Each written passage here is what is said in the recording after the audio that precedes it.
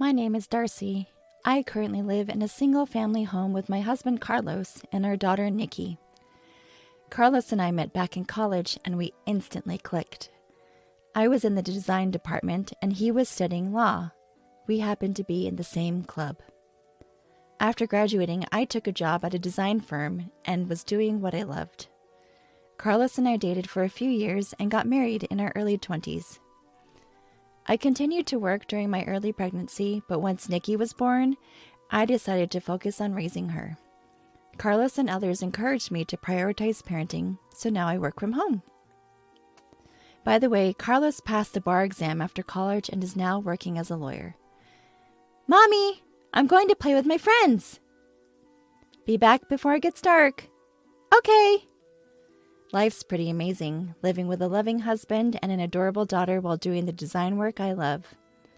Then, one day, something unexpected happened. I was out shopping a bit far from home when I saw my mother-in-law, Christine, struggling with some heavy bags. I couldn't help but approach her. Mother-in-law! Oh, Darcy, what a coincidence!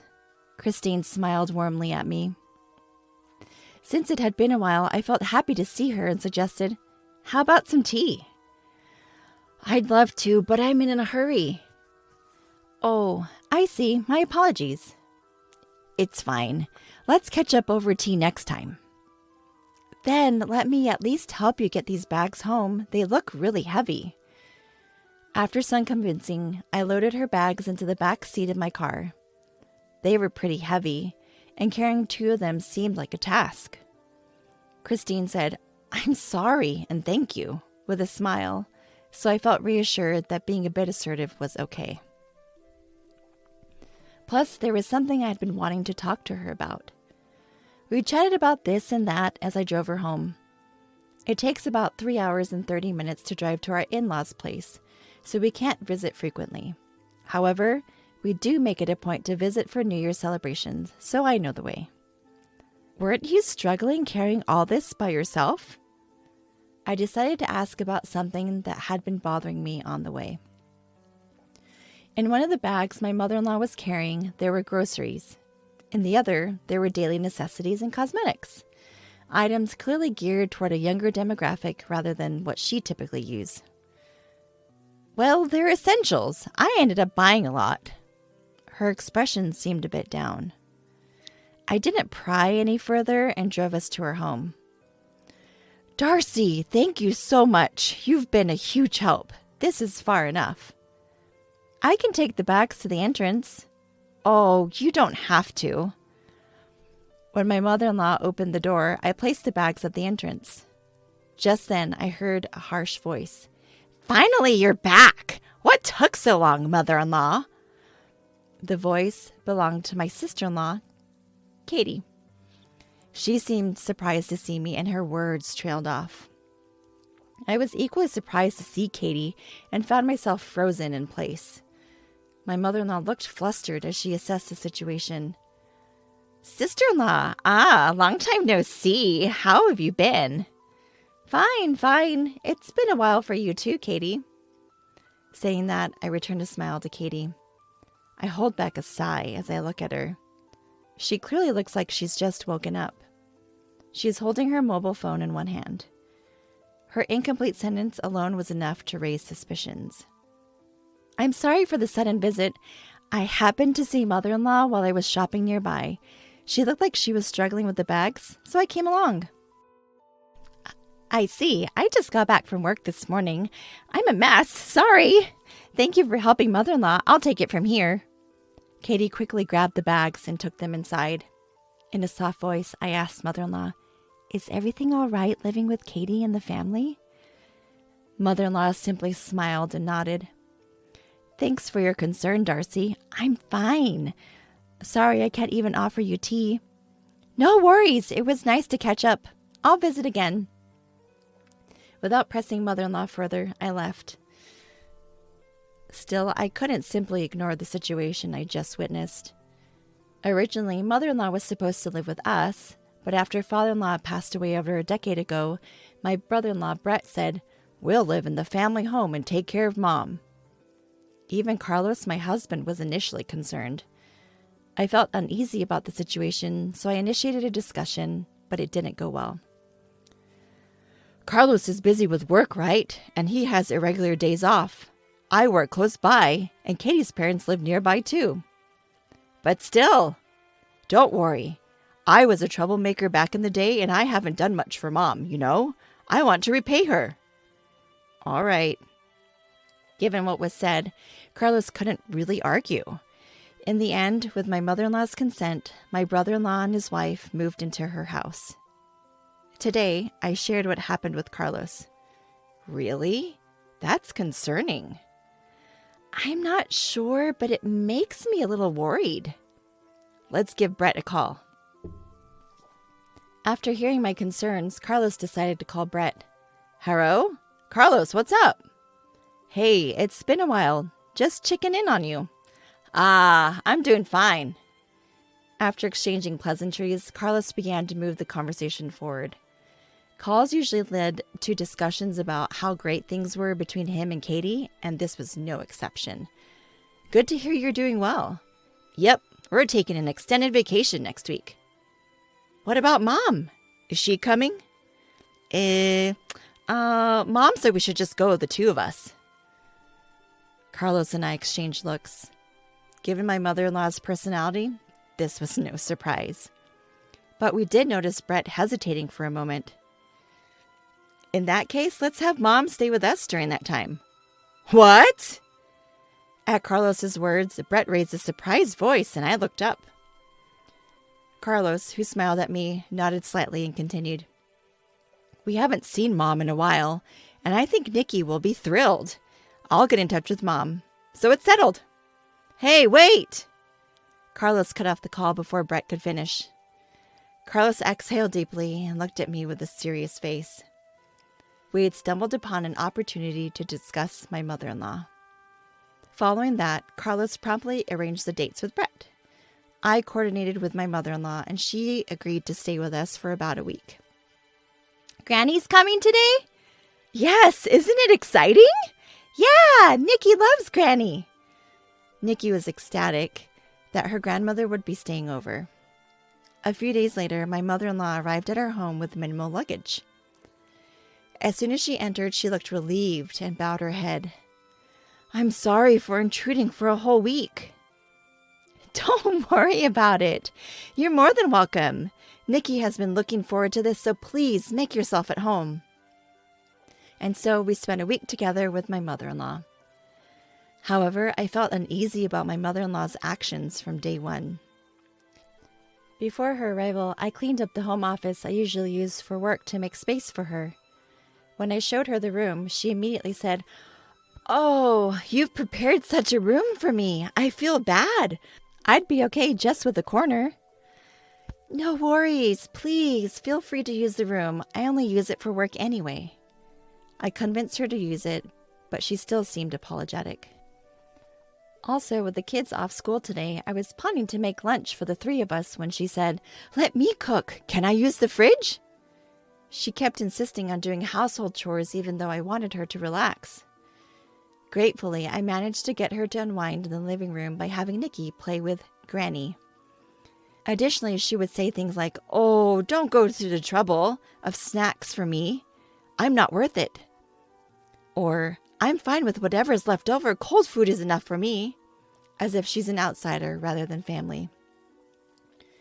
She used to be much more vibrant. It was painful to see her belittling herself like this. When Carlos came home while Nikki and mother-in-law were chatting, I filled him in on how she was acting. I see. Thanks for letting me know. I wish she would value herself more.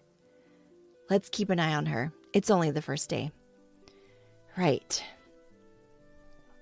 And just when it was getting late and we were about to go to sleep, my mother-in-law said, I guess I'll borrow this spot for a bit.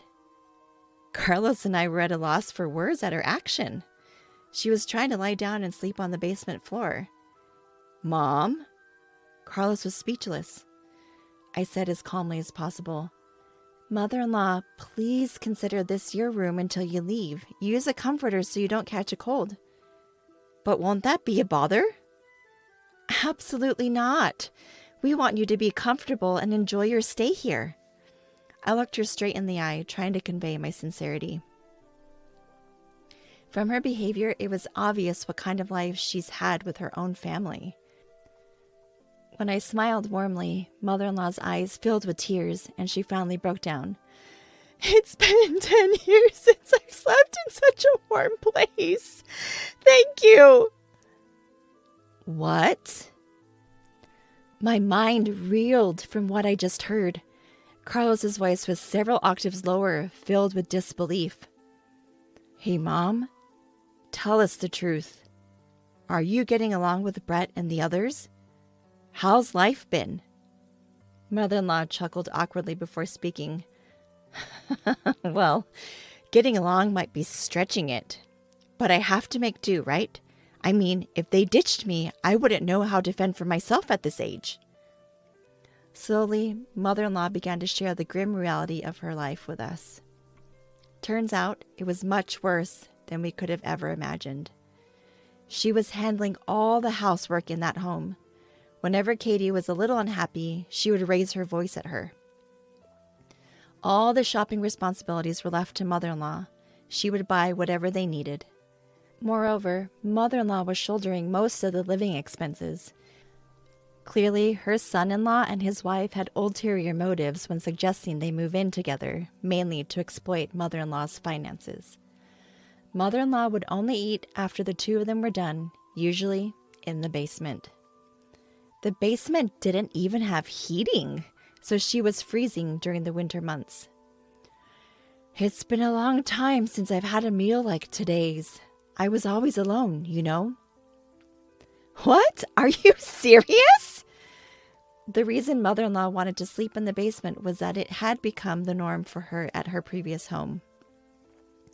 Both Carlos and I were at a loss for words. Initially, when Brett and Katie moved in, they were kind to her.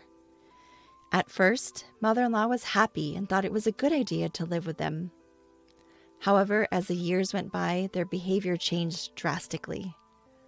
Initially, Katie used to cook, and Brett would help with other chores. I'm so tired. Brett, you work so hard. Let me take care of things today. You should rest. Really? Thanks, Mom. That was probably the beginning. Mother-in-law, I'm really tired today. Oh, sorry, Katie. I have plans with the neighbors today. What? You're prioritizing them over me? Oh, I apologize. That's selfish of me. No, that's not it. Don't worry. I'll prepare dinner when I get back. This is my room, and this is Brett's room. Slowly but surely, they began to change how they treated mother-in-law, manipulating her more and more. Eventually, she found herself taking on almost all of the housework and contributing financially as well. Initially, she was using what used to be father-in-law's study as her room. It was a well-equipped space with a bed and other furnishings. She was delighted to be able to use such a cherished space as her own room. Even the study wasn't safe from Katie's reach. One day, Katie suggested, "Let's renovate this old study." Hold on, Katie. This is my husband's cherished study. Can we please leave it as is? I'm just thinking of your well-being, mother-in-law. Why do you have to make me look like the bad guy? I'm sorry, but I like it the way it is. Really? This room is outdated. It looks worthless. With that, Katie reached for a piece of glasswork. That was a music box made of glass, a favorite of my late father-in-law. He bought it during a trip they took together. It was something he treasured, but Katie deliberately dropped it. Oops, my bad. That wasn't on purpose. Oh. Wow, the glass is shattered everywhere. It's so dangerous. What a waste to keep this room the same, especially with all this junk. Please, don't touch anything else. Who do you think you're talking to? Fine, I'll leave the study alone, but from now on, you take care of everything in the house. And with all this junk, it's too dangerous for you to sleep here. You should sleep in the basement. What? Any complaints? In the end, mother-in-law agreed and had to sleep in the basement. I felt like passing out, hearing all these shocking stories. At the same time, I was angry with myself for not noticing sooner. I'm sorry, Mom. How could I have not realized? Don't blame yourself. I was hiding it too. Isn't it pathetic? The reason we never noticed was also because of a scheme by brother-in-law and his wife. Mother-in-law was only given a room when relatives gathered at her house. But the room was empty, no bed, no furniture, and if she dared to speak up, they threatened to demolish her study. They were only nice to her when people were around. We didn't notice because of that. If mother-in-law and I hadn't crossed paths that day, this might have continued even longer. The thought sends shivers down my spine. I always wanted to discuss this with you, but that study and that house are full of memories with my husband. Tears flowed freely from mother-in-law, and I couldn't stop my own. Our precious mother-in-law had endured this for over a decade. I can't even imagine how tough it's been for her. Why would her own family do this? They're not human! I shouted and hugged mother-in-law tightly. Darcy, I'm sorry. I need to step out for a bit. After we cried together, Carlos gently rubbed my back and spoke softly. Don't worry, Darcy and Mom. I'll handle this. Please take care of Mom, Darcy. I nodded quietly. Got it. Leave mother-in-law to me. Carlos. I hugged our concerned-looking mother-in-law again, stroking her back to comfort her. Then I turned to Carlos and said firmly, Go teach those awful people a lesson. Of course. Carlos chuckled and nodded, then left the house. Later, Carlos called to say he wouldn't be back until tomorrow evening. I shared the news with mother-in-law, and we all drank warm milk, trying to lighten the mood with some good stories. Nikki, who had heard the commotion, looked worried, joined us. I wanted to overwrite at least some of the bad memories. Usually, I'd remind Nikki not to stay up late, but since tomorrow was a day off, the three of us enjoyed chatting till we were content. All right, that's enough for today. Mother-in-law, would you like to go shopping with us tomorrow? Huh? We can buy whatever you want and eat delicious food. There's a cute dessert place that Nikki loves. Why don't we enjoy a relaxed day, just the three of us? At my words, mother-in-law's eyes filled with tears again. She nodded slowly, repeating, thank you, over and over. That night, we spread an air mattress in the living room and slept closely together, with mother-in-law in the middle. The next morning, mother-in-law greeted us with the same smile she often showed when father-in-law was alive. Good morning. And just as promised, we all had a fun shopping day. In the evening, we got a message from Carlos saying he had returned home, so we headed back as well. Before entering the house, I had one more thing to say to mother-in-law. Mother-in-law, we are on your side. Whatever is hurting you, just let it out here. We will always be by your side. And me too. I'm on Granny's side as well.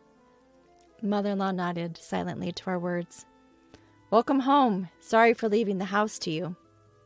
We're back. Everything okay? Yeah, no issues here. Carlos greeted us with a warm smile. I had Nikki and mother-in-law wait in my home office. Walking into the living room, my eyes widened at the sight of brother-in-law and his wife sitting on the floor. Their hands, resting on their knees, were trembling slightly. Upon seeing me, they greeted me in a soft voice, their faces filled with apprehension. What happened? My inner voice showed plainly on my face, which I turned to Carlos. Still smiling, he said, I haven't done anything yet. His use of yet made even me tense up, expecting something dramatic to happen. So, to cut to the chase, starting today, Mom will be living with us, Carlos continued. I felt relieved at those words. Carlos continued to speak to me as I nodded. So, Brett, do you fully grasp what you've put Mom through? And you too, Katie, do you understand what you've done to someone else's mother in their own home? I can't say it's entirely your fault. We didn't notice it either. but you have to take responsibility for your actions. After all, you're supposed to be mature adults. Carlos spoke vehemently. It was the first time I'd ever seen the unusually gentle and calm Carlos so angry. I honestly dislike bringing up work matters at home, but this time I'm speaking as Miss Christine's attorney, not as family. His voice was friendly but low and icy. My brother-in-law and his wife meekly responded, "Yes." And after several hours of discussion, numerous decisions were made. First, my brother-in-law and his wife would no longer be living with us. They would have to return all the money they had been extracting from mother-in-law, plus pay additional compensation. Having decided to respect mother-in-law's emotional attachment to her study and her own home, brother-in-law and his wife moved out. We banned them from ever setting foot in mother-in-law's home again. Upon hearing the decision, mother-in-law gave a troubled smile. "So we are family, right? Asking for damages is a bit much, don't you think?" "No, this is a gesture from our son Brett to Miss Christine, right?" Carlos's words left Brett nodding so fervently he looked like he might lose his head. Yes, I'm truly sorry for everything. Please accept this as our sentiment." Brett seemed so diminished that you'd wonder what on earth had happened. After the conversation, Carlos took a deep breath and turned to mother-in-law. "So please accept this, Mom. Let's put an end to this. Brett and his wife will never forget what they've done and make sure it doesn't happen again." Both of them nodded in silence. Seeing this, Carlos smiled gently and continued in a low voice. "Well, it will never happen again, right?" Yes, never again. Absolutely." So the conversation ended. Within a few months, we had received the damages that Carlos had arranged from the brother-in-law and his wife. Mother-in-law wanted to give it to us, saying it was because we had helped her, but we refused. She insisted, so we agreed to accept a little each month for groceries and let mother-in-law use the rest. "Carlos, what did you say to Brett and his wife?" I was curious about that day, so I asked him when we were alone. Carlos scratched his head, even though it wasn't itchy. "Don't lose faith in me, okay?" "Why would I? You helped mother-in-law and made them regret their actions." Actually, Carlos had contacted Brett immediately after hearing what had happened. "It's strange for me to say, but I rarely get angry. But when I do, people say I'm scary. I think I really scared them when I called. He told me where he was right away." Although a bit distant, he drove straight to the destination. Upon arriving, he immediately questioned the two. "I couldn't let it go, especially because he's my brother and I had trusted him with Mom." I didn't know the details, but considering how scared they both looked, Carlos must have been terrifying when angry. On their way out, they bowed deeply, saying, "We're really sorry." "Well, mother-in-law seems happy, and so does Nikki. I'm happy too. Thank you for standing up for us, Carlos. Darcy, I'll continue to do my best for our family." Even after everything, it's good to know we can still be a happy family. I'm grateful for my dependable husband and for mother-in-law who chose to rely on us. From now on, I intend to make up for the hardships by being a dutiful daughter-in-law and do my best in every way.